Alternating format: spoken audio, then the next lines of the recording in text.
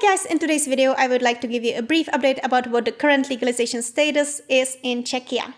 And by legalization status, I of course mean the legalization status of cannabis.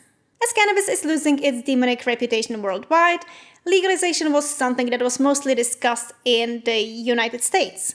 But the situation is also slowly changing in Europe, and so far, cannabis became legal in 3 European Union countries, and it might not even be the ones you expect. It's Germany, Malta, and Luxembourg. And some of these changes are also pretty recent. For example, Germany legalized in April 2024. But as of now, in Czechia, weed is regulated by the Act on Addictive Substances, and it is only possible to produce and sell cannabis products that contain less than 1% of THC. In practice, this means hemp products, industrial products, ointments, and CBD products.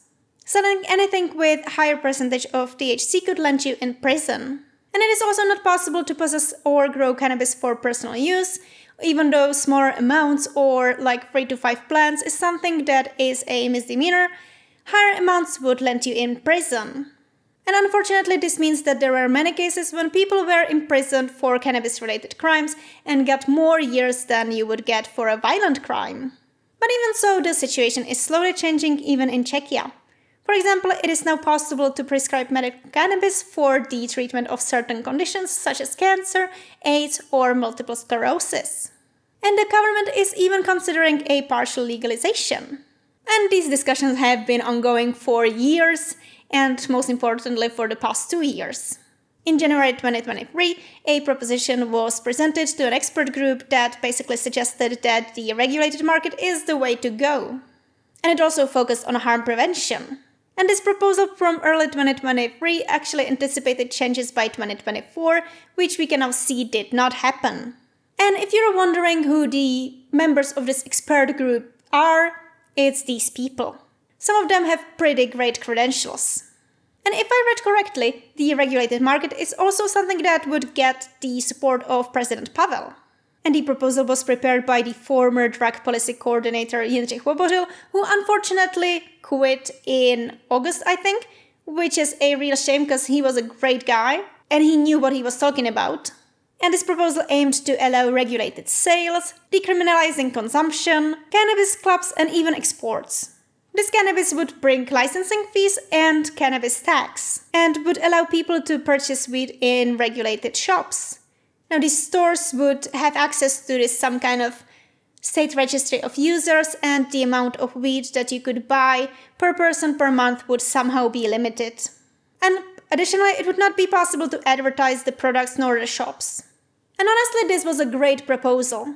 And although this proposal had the support of the coalition, there were some parties that were opposed to it, for example, the Christian Democrats.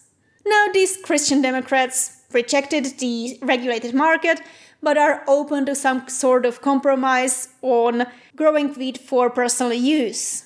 And unfortunately, the arguments from Christian Democrats do not stem from evidence-based conclusions. It is something that is based mostly on fear, or they're using words that describe fear, right? And fear is something that does not have place in drug policies, and it is something that should not drive laws. For example, the leader of the Christian Democrats said that he fears for his children, which is only natural, but I don't think the children are very well protected in this system, and I actually think that legalization is the way to protect them better. And arguments about whether the state should play or not play the role of the dealer is something that clashes with the fact that if the state does not help with safe distribution, someone else will. Someone will distribute the drugs, and if it's not the state, if it's not regulated, the standards of quality will be lower. Plus, I feel like the consensus between addiction experts is mostly pro-regulated market, even though there are some exceptions, of course. And arguments against this legalization and arguments that are based on fear is mostly something that I hear from people who do not deal with drug issues professionally. Even though I do know some addictologists that are against legalization, but to be fair, they're fairly hypocritical because they smoke weed. And we already have evidence that this prohibition does not work. And on the contrary, the consequences of prohibition is the development of the black market and the development of stronger variants of the product and alternative analogs of the drug, which is something that we do not know much about. For a recent example, you can check what happened with HHC.